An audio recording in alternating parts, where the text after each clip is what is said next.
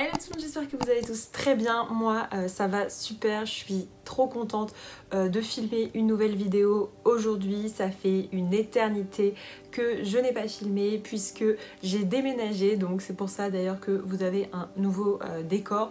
Un décor d'ailleurs dont je suis absolument pas convaincue, mais je me suis dit tant pis, si je me mets pas à filmer je vais jamais y arriver, donc j'ai pris juste mon lit et puis voilà, ce sera le décor pour cette fois-ci. On verra si j'arrive à trouver quelque chose d'un petit peu plus sympa, mais je vous cache pas que c'est encore un petit peu le bazar. Et voilà, mais peu importe. Et du coup, pour ce retour de vidéo sur la chaîne, je me lance dans une toute nouvelle catégorie de vidéos que j'avais envie de faire depuis un bon moment déjà et que j'adore personnellement regarder sur YouTube. Ce sont des vidéos conseils, astuces, et si vous avez vu le titre de cette vidéo, vous l'aurez compris, aujourd'hui on va parler de détox digital et plus particulièrement de la détox du smartphone. Puisque si comme moi vous vivez en 2020, vous avez probablement un smartphone et ces petites merveilles de technologie bien qu'extraordinaires qui nous dépannent en beaucoup de circonstances, qui nous permettent de communiquer au travers du monde à tout moment avec notre famille, nos amis, et qui donc sont quand même des objets qui ont révolutionné le monde à mon sens, sont aussi parfois source de beaucoup de problèmes, et j'y reviendrai un peu plus tard dans la vidéo. Du coup cette vidéo elle va se décomposer en trois grandes parties. Donc pourquoi c'est un problème d'être addict à son smartphone, êtes-vous addict à votre smartphone, et enfin comment justement vous libérer de cette addiction. Pourquoi est-ce un problème d'être addict au smartphone? En fait c'est simple, ça va de la simple perte de temps, parce que oui, les smartphones sont hyper chronophages. Je vous laisse regarder dans vos smartphones. Alors je sais que sur Apple il y a l'application Temps qui permet de voir le temps passé sur vos smartphones, et je vous garantis que vous risquez d'avoir des surprises, et pas forcément que des bonnes surprises, en allant voir le temps passé sur votre smartphone. Moi en tout cas je suis allée voir, ça m'a fait un électrochoc. Et je me suis dit vraiment, il faut que j'arrive à m'en sortir en fait. Donc c'est pour ça aussi que j'ai eu l'idée de cette vidéo. Au-delà de la simple perte de temps liée aux réseaux sociaux, qui est déjà un gros problème à mon sens, il va y avoir tout un tas d'autres problèmes de type dépression, comparaison aux autres via les réseaux sociaux qui ne s'arrêtent jamais.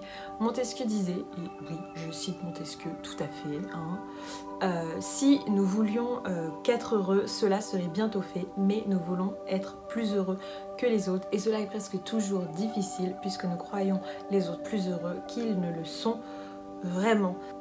Et pour moi cette phrase c'est typiquement le reflet d'Instagram. Évidemment qu'on nous montre que ce qu'on veut bien nous montrer, et évidemment que quand tu regardes le compte Instagram de la blogueuse qui voyage aux quatre coins du monde, et que toi tu es dans ton pauvre studio, et ben tu te dis en 2 minutes top chrono que ta vie c'est de la merde, que tu voyages jamais, que t'as pas d'argent, voilà, mais peut-être que cette personne qui te montre tous ses voyages, voilà, le soir elle rentre, elle est à l'hôtel, elle est seule et elle pleure. On ne sait pas ce qui se passe dans la vie des gens. Et le problème de ces réseaux sociaux, c'est qu'on spécule en fait. On spécule sur le bonheur et sur la vie des gens, et ce n'est pas la réalité. D'ailleurs ça me fait penser qu'il faudrait aussi arrêter de jeter la pierre aux réseaux sociaux, puisque je suis pas sûre qu'à l'époque où Montesquieu il a écrit cette phrase, il pensait à Instagram quoi. J'ai comme un doute, mais bon, voilà. Ça me rappelle les cours de français au lycée. Et qu'a voulu dire l'auteur à ce moment-là? Je suis pas dans la putain de tête de l'auteur.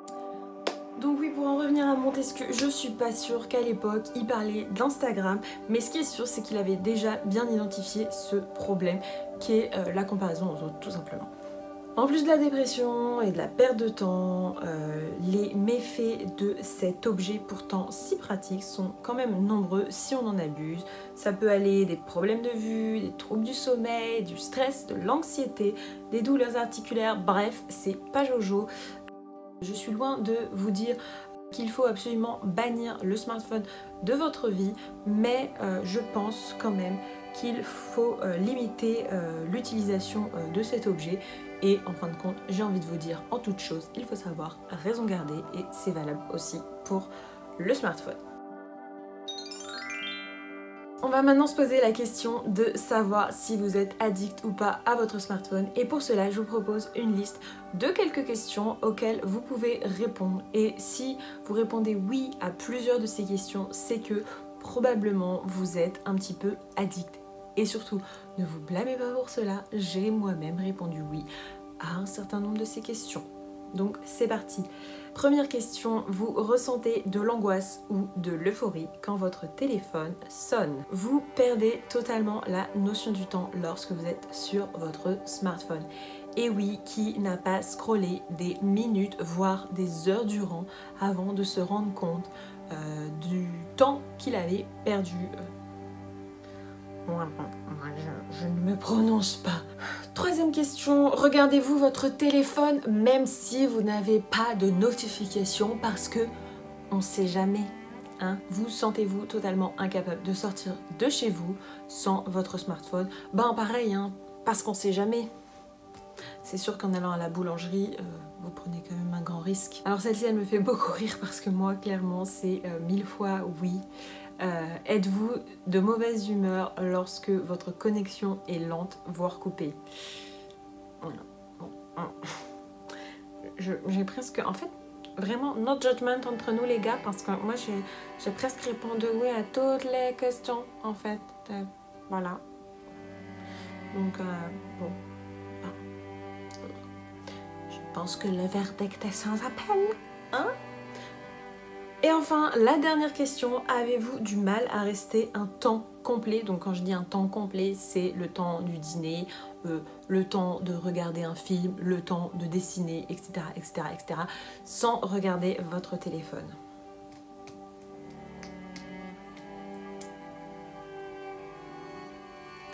Voilà, donc si vous avez répondu oui à plusieurs de ces questions, vous êtes probablement addict à votre smartphone. Ce n'est pas grave, nous sommes nombreux dans ce cas-là. Mais du coup, je vais passer maintenant aux quelques astuces pour essayer de vous en sortir.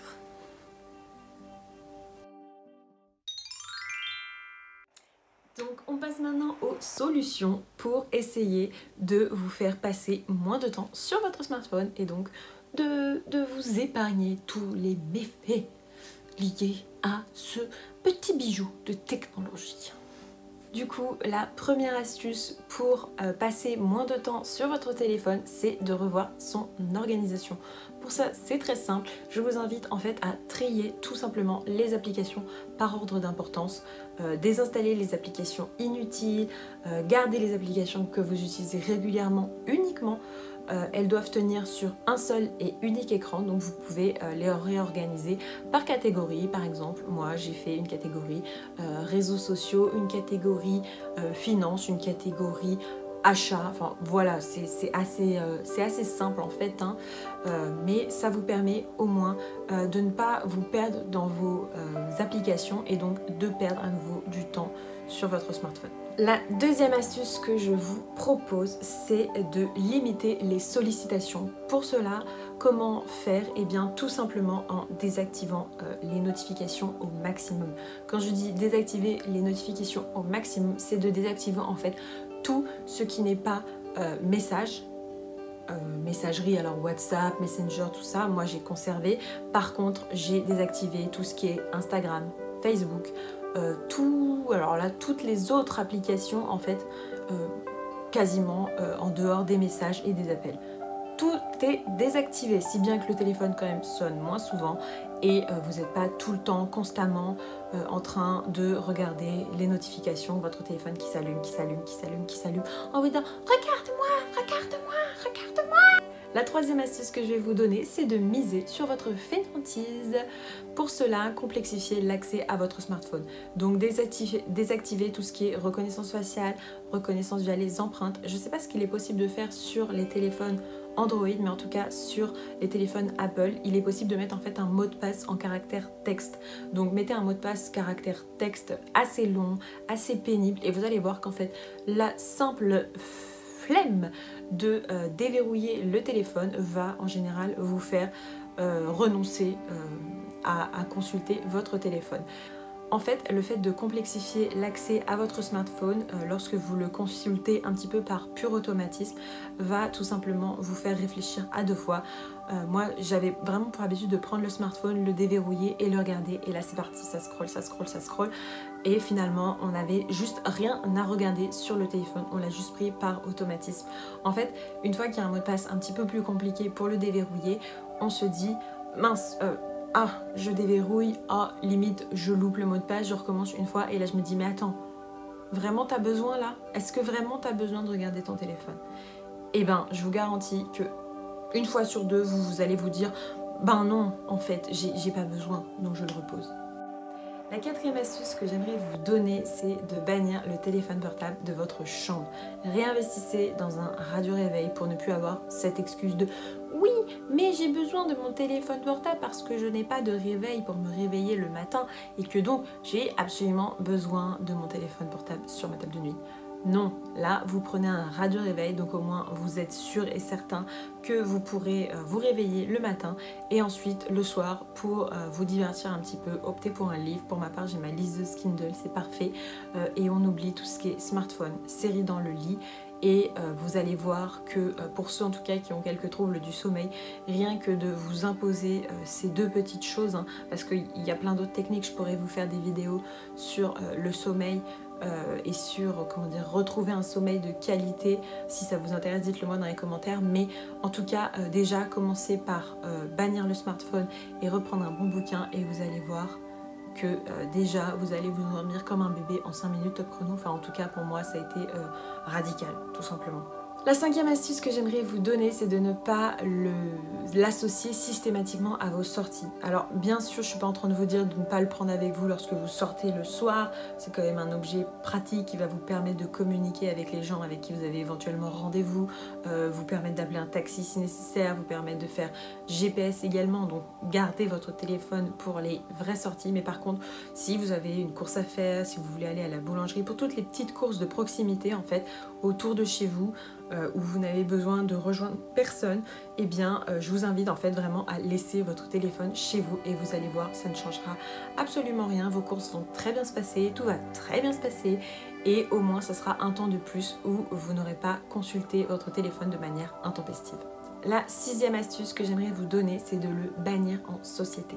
Est-ce qu'il y a quelque chose de plus désagréable que d'être au restaurant avec un ami ou une amie et que cette personne sorte le téléphone et pendant que vous lui parlez, elle textote? Non mais franchement, moi ça vraiment c'est le truc qui me rend dingue. À ce moment-là, vous vous dites vraiment, eh ben je suis quelqu'un d'intéressant. Effectivement, je me sens tout à fait intéressant. Alors évidemment, vous pouvez essayer la grande technique assez connue de on pose les téléphones au milieu de la table et celui qui le touche paye l'addition. Bon, en général les additions, si elles sont un peu élevées, c'est quand même pas très cool de se dire que ça va être une seule personne qui va payer l'addition. Mais voilà, vraiment, essayez d'instaurer ce truc-là. Quitte à en parler avec les amis, moi, je sors pas mon téléphone, sortez pas vos téléphones et hop. La septième astuce que je vous donne, c'est de lui trouver une place à la maison. Je vous parlais tout à l'heure de la petite table sur laquelle je branche le téléphone avant d'aller me coucher. Et ben en fait, c'est sa place tout simplement. Je lui ai trouvé cette place sur cette petite table. En fait, cette petite table, c'est sa place. Il y a le chargeur pour le brancher, il est posé là et en fait, j'essaye au maximum de le laisser à cet endroit. Cela me permet de ne pas, encore une fois, le consulter de manière intempestive. Si vous le prenez partout avec vous, par exemple, vous êtes en train de lire dans votre chambre, vous l'emmenez, et ben vous risquez de le consulter. Vous êtes en train de regarder un film devant votre télé, vous l'emmenez, vous risquez de le consulter. Vous êtes en train de cuisiner, vous risquez de le consulter. Bref, à tout moment, si vous le traînez avec vous dans toute la maison, c'est une tentation de plus de le consulter. Bien trop souvent et quand c'est pas forcément nécessaire. Si vous le laissez à sa place, donc pour ma part sur cette petite table dans l'entrée, et ben en fait vous allez aller le chercher, vous allez vraiment vous dire ah j'ai un SMS à envoyer, ah j'ai voilà, et vous allez y aller par vous-même en fait jusqu'à votre téléphone, vous allez aller le consulter. Donc moi c'est vraiment quelque chose que je vous recommande depuis que je le laisse toujours au même endroit mon téléphone. Ça m'évite quand même de le consulter tout le temps sans y penser, puisque à chaque fois que je vais voir mon téléphone, c'est parce que j'ai fait la démarche de me dire j'en ai besoin, j'ai besoin d'aller vérifier quelque chose sur le téléphone, donc j'y vais et donc je le consulte. Mais avant ça, j'y touche pas. La 8e astuce que je vais vous donner, ça va être de le réserver à un usage de téléphone.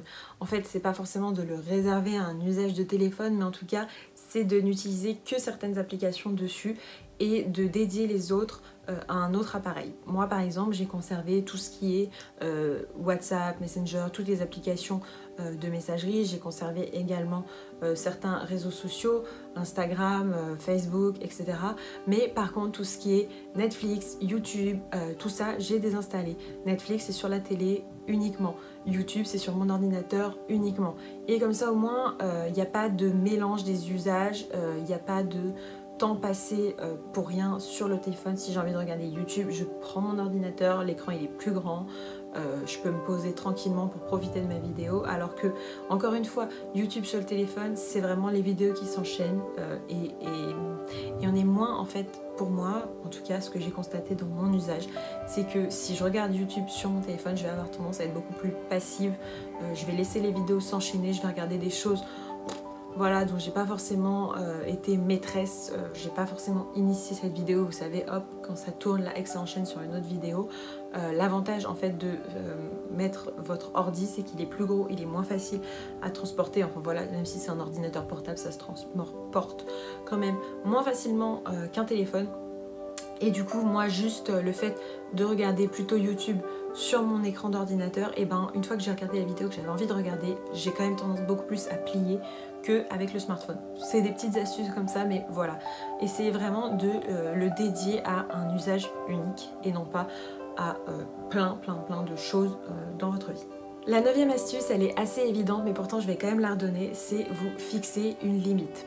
Alors, vous pouvez tout simplement vous définir une plage horaire sur laquelle vous décidez de consulter les réseaux sociaux. Vous avez également la possibilité de mettre des plages horaires. Par exemple, moi, les applications sont bloquées de 23h à 7h du matin pour m'obliger en fait tout simplement à dédier un temps de coupure pendant la nuit. C'est très simple. Et enfin, la 10e astuce, remplacez-le. J'en ai déjà un petit peu parlé dans la chambre. Remettez un radio-réveil pour vous réveiller dans la cuisine, récupérez un minuteur pour ne pas utiliser votre téléphone en tant que minuteur. Récupérez une calculatrice sur votre bureau pour ne pas utiliser votre téléphone comme calculatrice. Récupérez une montre pour ne pas utiliser votre téléphone constamment pour regarder l'heure. Enfin voilà, retrouvez tout simplement les objets qui avaient une fonction à la base et que petit à petit on a tous remplacé par nos téléphones.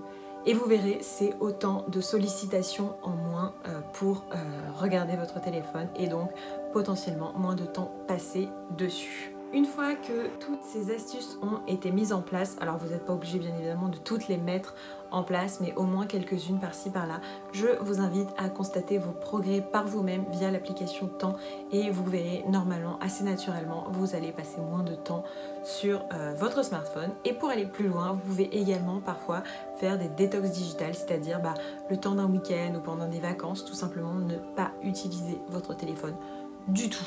Alors soit ne pas l'emmener, soit le laisser de côté toute la journée et le consulter le soir uniquement. Voilà, ça permet quand même d'aller encore plus loin dans la démarche et ça fait du bien une fois de temps en temps de couper tout purement et simplement. Pensez quand même prévenir vos proches, faudrait pas que tout le monde s'inquiète. Voilà, j'espère que cette vidéo vous aura plu ainsi que ce nouveau format. Si c'est le cas, n'hésitez pas à mettre un maximum de likes, à commenter pour me dire que vous aimeriez voir d'autres vidéos de ce type et à vous abonner si c'est pas encore fait. Et moi je vous fais plein de gros bisous et je vous dis à très bientôt. Bye bye.